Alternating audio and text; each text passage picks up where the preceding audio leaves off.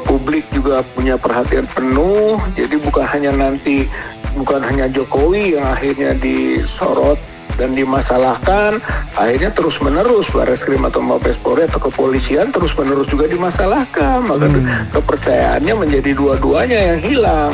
Nah, kalau sekarang baiknya di mana Pak Jokowi sudah tidak punya kekuasaan lagi, ya pulihkan gitu kan kredibilitasnya kepolisian, yang mulai dari sini kalau menurut saya mah. Nah, ini maksudnya kita jangan berhenti di skeptisme, tapi di tekanan, dorongan maksimal seluruh elemen rakyat, masyarakat, gitu kan, dunia akademik, politisi ataupun advokat, siapapun lah, ayo gitu kita dorong dari kasusnya Pak Jokowi ini sekarang itu saatnya gitu untuk memulai pemulihan nama baik dari kepolisian.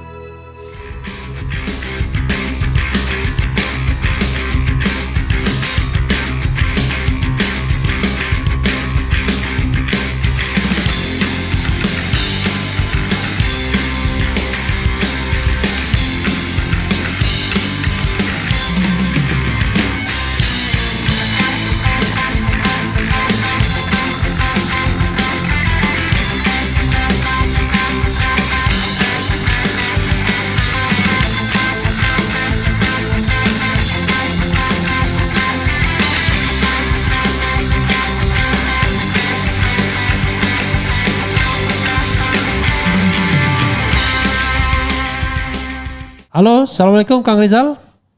Waalaikumsalam Bang Refli. Oke, Anda di suatu tempat pastinya ya? Iya. Lagi di Jakarta atau lagi di Bandung, Kang? Jakarta, Bang. Jakarta. Oke, saya tidak tanya spesifik ya. Ya, siap. Oke. Ini ada urusan juga dengan ini. Ada urusan dengan ini atau urusan lain? Seluruh rangkaian di Jakarta ijazah palsu lah. Oke, kaitan ijazah palsu ya. Kang Rizal, ini kan ada pertanyaan yang luar biasa pastinya ketika Jokowi datang, kemudian ditanya 22 pertanyaan 1 jam saja, seperti lagu 1 jam saja itu ya. Dan Anda pernah mengalami pemeriksaan oleh Barreskrim Mabes Polri itu pada tanggal 6 kalau tidak salah ya. 6 Mei ya. 6 Mei Pemeriksaan oleh Polda Metro Jaya tanggal 14 atau 13. 13 Mei ya, setelah tanggal 8 Mei tidak bisa karena Anda kena sedikit kecelakaan. Nah, sekarang coba bandingkan pengalaman Anda dengan 22 pertanyaan. Berapa pertanyaan di Barreskrim dulu, kita bahas Barreskrim, dan berapa lama Anda menghabiskannya bandingkan dengan Jokowi. Jangan-jangan Anda jauh kalah cerdasnya dibandingkan mantan presiden. Jangan-jangan ya. Silakan Kang Rizal. Ya, yang di Barreskrim sebenarnya cuma 2,5 jam lah begitu Bang, waktu itu. Karena pengadu gitu kan, poin-poin pengaduannya apa gitu. Teman-teman juga sekitar itulah, baik Pak Rustam maupun Pak Medi, kalau salah bertiga kita yang dimintakan untuk pengadu gitu kan. Seperti waktu di Pak Jokowinya pelapor mungkin di Polda gitu kan. Tapi pada waktu di Polda ya kita yang tidak jelas apakah saksi saja atau itu kan, calon tersangka ini terlapor atau terlapor kan, itu tidak jelas itu gitu kan, atau apapun gitu kan, itu sampai 13 jam itu 13 jam yang di sana. Berarti sebenarnya kalau mau dibandingkan kan teradunya atau terlapornya lah gitu kan, itu di sini mah di Barreskrim Pak Jokowi. Harusnya Pak Jokowi jauh lebih lama, mungkin sama ketika kita di Polda gitu kan, jadi lebih dalam karena teradu kan gitu, terlapor ya. Beda dengan di Bareskrimnya saya harus tanpa Medi misalnya sebagai pelapor atau pengadu gitu. Jadi poin-poinnya saja, wajar lah kalau begitu mah. Tapi kalau di Bareskrim sebenarnya harusnya Pak Jokowi lebih lama dan lebih banyak pertanyaannya, lebih mendalam. Kalau memang itu dianggap sebagai satu upaya maksimalnya gitu kan, setelah sekian puluh orang diminta kesaksian dalam klarifikasi itu. Iya, sekali lagi buat pemirsa sekalian ya, saya kasih terang peristiwanya bahwa di kepolisian itu ada 2 kasus ya. Kasus pertama ditangani oleh Bareskrim ya, Bareskrim Mabes Polri, yaitu kasus pengaduan oleh TPUA terhadap dugaan tindak pidana pemalsuan dokumen yang diduga dilakukan oleh Joko Widodo. Itu satu. Kasus kedua adalah di mana dalam kasus pertama ini Jokowi sebagai terlapor. Nah, kasus kedua pengaduan, delik aduan perbuatan pencemaran nama baik dan atau fitnah yang dilaporkan oleh Jokowi atau diadukan oleh Jokowi, tetapi terlapor atau teradunya belum dijelaskan. Masih dicari katanya dalam proses selidik ini. Kira-kira setelah Kang Rizal diperiksa, pantas gak dijadikan tersangka? Kira-kira begitu mungkin ya, jangan-jangan. Nah, ya, lalu Kang Rizal membandingkan sebagai pelapor, dia memang cuma diperiksa selama 2,5 jam saja. Tetapi sebagai teradu atau terlapor, dia diperiksa 13 jam. Nah, seharusnya kalau mau apple to apple, Pak Jokowi diperiksa juga 10 jam ke atas karena banyak hal yang harus ditanyakan terkait dengan baik ijazah palsu maupun skripsi. Jangan lupa walaupun skripsi tidak diadukan, kalau itu merupakan tindak pidana juga kan bisa kemudian dikembangkan ke sana juga. Begitu Kang Rizal ya? Ya, betul Bang. Oke. Apalagi yang Kang Rizal ingin sampaikan melihat fenomena ini? Ya, dari satu sisi lain bahwa sebetulnya proses ini kan berjalan gitu ya, satu aduan masyarakat. Kang, bisa nggak suaranya agak kencang sedikit? Kelihatannya lemas Kang Rizal. Enggak, iya. Ya jadi semestinya, halo? Ya, silakan. Semestinya gitu kan bahwa ini adalah langkah-langkah yang semakin mengkerucut gitu ya, setelah kemarin dimintakan dokumen ijazah gitu ya, kemudian sekarang Pak Jokowinya diperiksa. Itu sesuai sebetulnya dengan usulan-usulan juga gitu kan, bahwa TPUA mendesak agar Pak Jokowi juga diperiksa karena kita khawatir bahwa hanya sampai ke dokumen saja. Dokumen mau diuji forensik karena katanya kan tinggal 10% lagi. Nah 10% laginya itu hanya pengujian uji forensik dokumen lah. Bagaimana Pak Jokowinya gitu, makanya muncul kan usulan itu dan kelihatannya itu terrealisasi gitu pada hari ini gitu. Jadi kalau menurut saya ini rangkaian yang terus berlanjut dan belum final sebenarnya ini kan begitu, masih terus apa yang disebut apakah 10% jadi 9% gitu kan. Tapi intinya adalah bahwa ini belum sampai kepada final yang dilakukan sebagai penyelidikannya pihak Bareskrim itu. Dari satu sisi begitu gitu kan. Tapi dari sisi yang lain ya tentu tadi apakah mendalam atau tidak gitu kan pemeriksaannya terhadap Pak Jokowi ini gitu kan. Jangan sampai dengan waktu yang tadi kita sebut hanya 45 menit atau kurang 1 jam atau 22 pertanyaan, apakah itu sudah cukup memadai atau tidak gitu kan. Yang kalau tadi dibandingkan dengan pemeriksaan di Polda Metro Jaya mendalam gitu, karena kita sudah bisa baca gitu kan mau kemana, dari mulai identitas sampai ke video gitu kan. Nah sekarang juga kan sebenarnya pertanyaannya mulai identitas sampai mungkin alasan-alasan tidak menyampaikan ke publik dan sebagainya, sampai kepada mungkin proses-proses apa yang dilakukan di UGM itu panjang itu kalau mau digali gitu ya, kepada Pak Jokowi juga gitu, sampai mungkin bagaimana proses akademiknya, KKN-nya gitu kan. Jadi sebetulnya mau panjang itu gitu kalau mau sangat serius berkaitan dengan masalah sampai kepada bisa memproduk skripsi dan ijazah yang menurut TPUA diduga itu palsu kan gitu, skripsinya maupun ijazahnya. Belum lagi kalau ngejar nanti soal siapa Kasmujo gitu kan. Sekarang sudah muncul kan gitu. Itu kan dikejar harusnya, karena itu setelah munculnya bantahan-bantahan Kasmujo, itu harusnya juga cukup sejam untuk yang itu saja.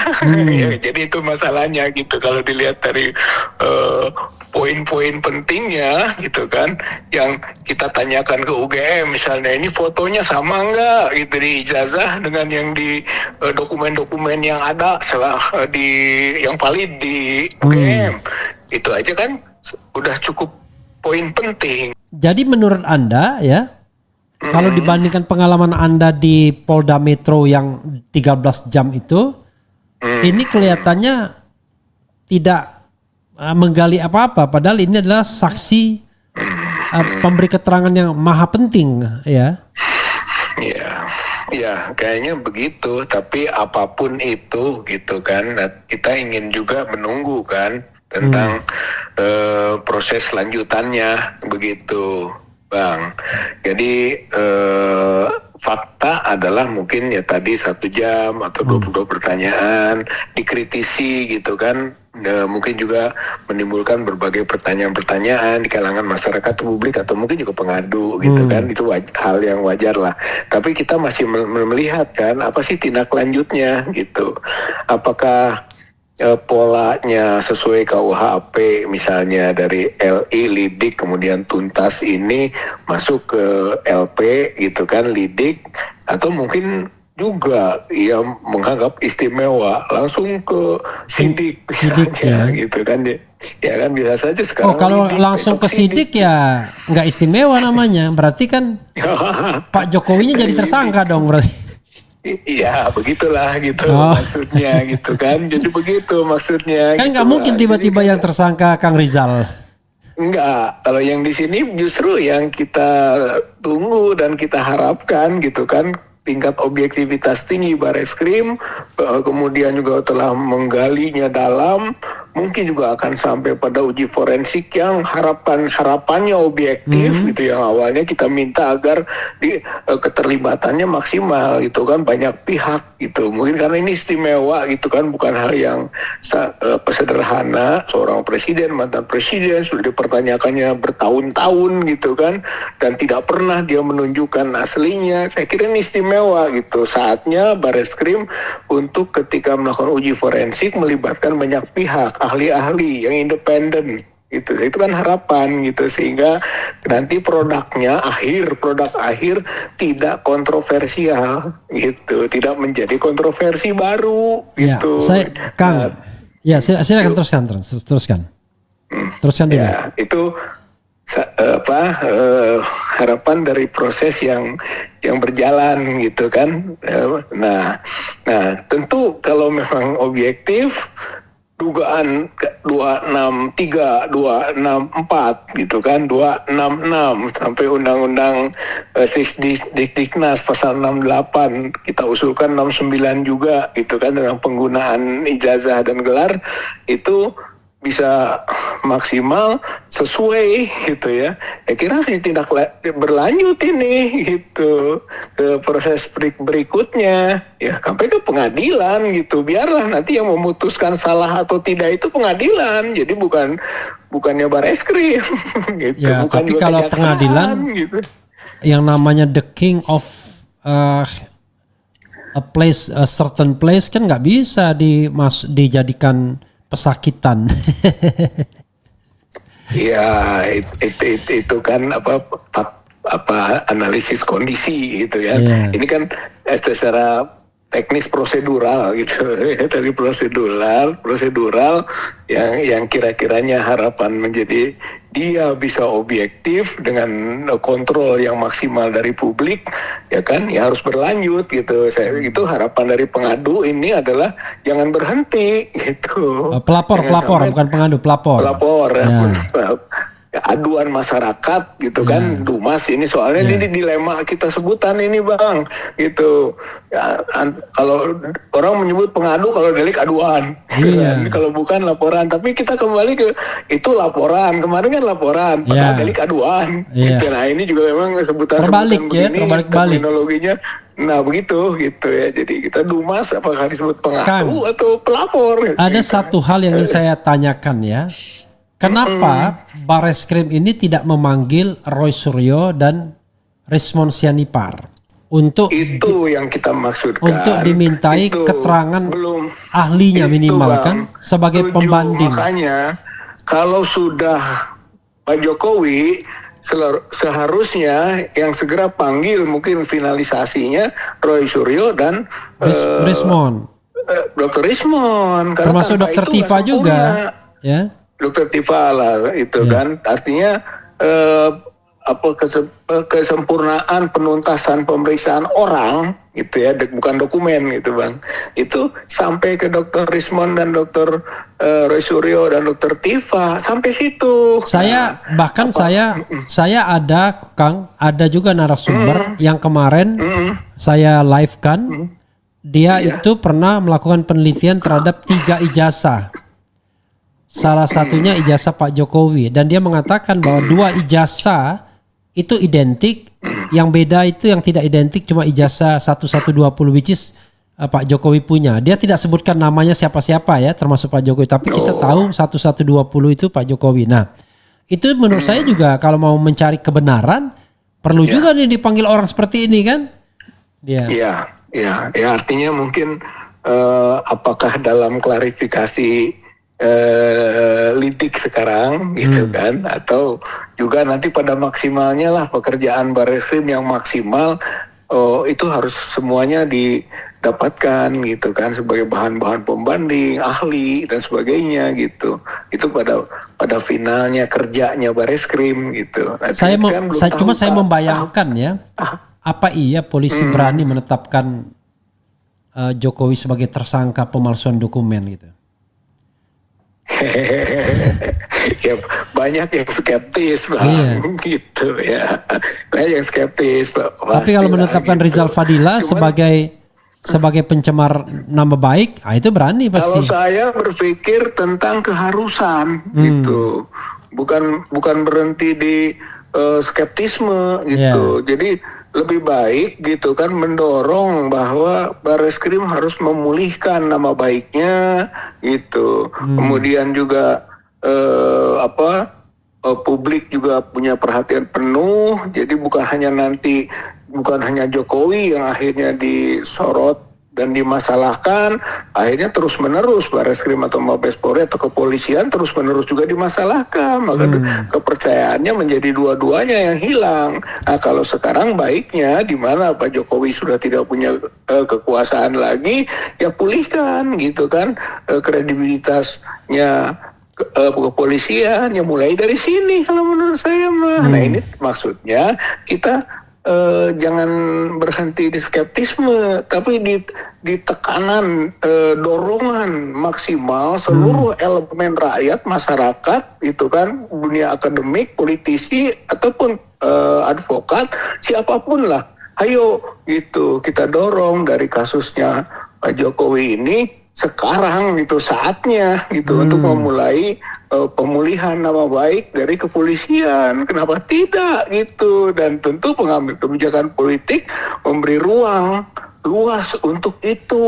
Alangkah bagusnya kan negeri kita kalau pihak aparatnya berbalik arah gitu, ke arah yang lebih baik gitu ya. Jadi kalau saya tidak berhenti di skeptisme, walaupun sikap skeptik itu hal yang wajar gitu di tengah pengalaman kerjanya pihak kepolisian waktu pemeriksaan uji forensik di kasus kilometer 50, di kasus Wongso gitu kan, kasus Vina, atau mungkin kasus-kasus yang lain. Nah, itulah track recordnya. Nah, sekarang saatnya gitu, di saat Pak Jokowi sudah tidak jadi presiden lagi. Nah, itu dorongan lah sampai ke final, kita harus mendorong maksimal, begitu Bang. Oke, itu harapan Kang Rizal ya. Ya, tetapi kan nanti itu kan kalaupun tidak begitu, kritisinya lain lagi. Oke, gitu. begini Kang Rizal ya. Belum final, Bang. Kita bicara mengenai yang faktual, bukan harapan ya. Menurut Kang Rizal, apa strong point ya yang menurut analisis Kang Rizal yang sudah berjalan sehingga membuat kasus ini akan berada pada track yang benar, strong pointnya. Nah, kalau weak pointnya kita udah banyak. Strong pointnya apa yang Kang Rizal lihat? Karena kan saya tidak membedakan kasus semuanya. Pokoknya kasus keaslian ijazah Jokowi yang tidak pernah diperlihatkan. Itu aja. Silakan. Strike pointnya mungkin adalah Dumas seperti ini bergerak gitu Bang. Kalau menurut saya mah gitu. Jadi yang tadinya kita kok tidak jalan-jalan gitu, tidak jalan-jalan ini dari 9 Desember sampai 2004. Nah, kemudian setelah kita masukkan gitu, setelah kita masukkan bukti yang paling mendasar soal tanda tangan dan nama Profesor Ahmad Sumitro gitu, yang menurut anaknya gitu kan, siapa itu nama bapaknya dan tanda tangan yang dia milikinya. Nah, itu tanggal 7 Bang gitu. Tanggal 7 April, tanggal 9-nya keluar LI, laporan informasi. Tanggal 10-nya keluar surat perintah penyelidikan. Berarti ada satu bukti yang sangat mendasar gitu, yang sangat sulit dibantah itu pada lembar pengesahannya. Bagaimana bisa membantahnya? Makanya ketika kita terus masukkan lagi dari tanda tangan itu dari anaknya sendiri gitu kan. Nah, kemudian tanggal berikutnya masuk lagi bukti-bukti baru gitu kan mengenai soal soal capnya di ijazah, kemudian soal foto yang pakai pendekatan ilmiah gitu kan. Dr. Roy Suryo, dan berikutnya kita masukkan terus gitu bukti-bukti itu ke Bareskrim. Itu kan strict point gitu. Nah, yang sampai kepada akhirnya kita tuh Jokowi periksa, nggak bisa langsung uji forensik misalnya. Ternyata diperiksa gitu.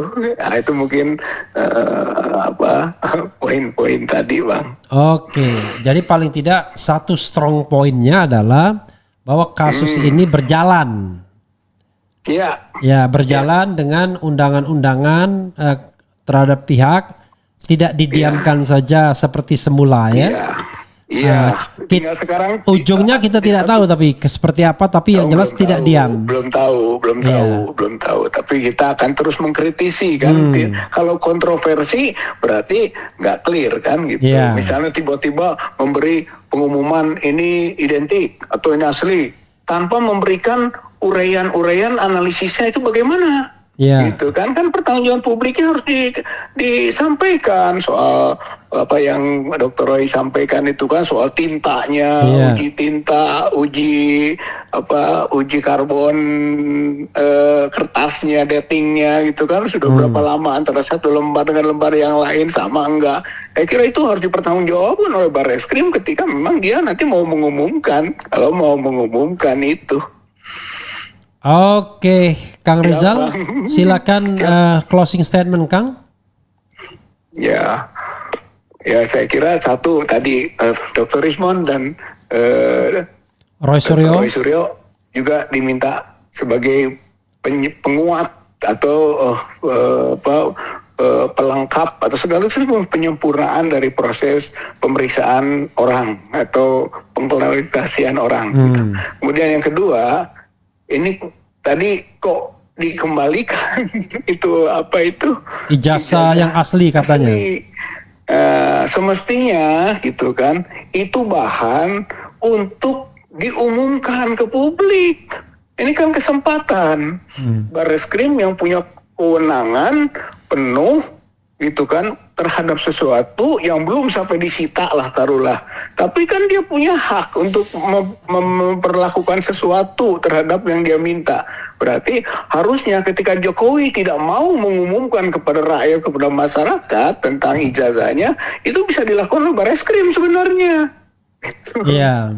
Ya, tapi ya itu tidak dilakukan, malah dikembalikan ya gitu kan. Apalagi Kang?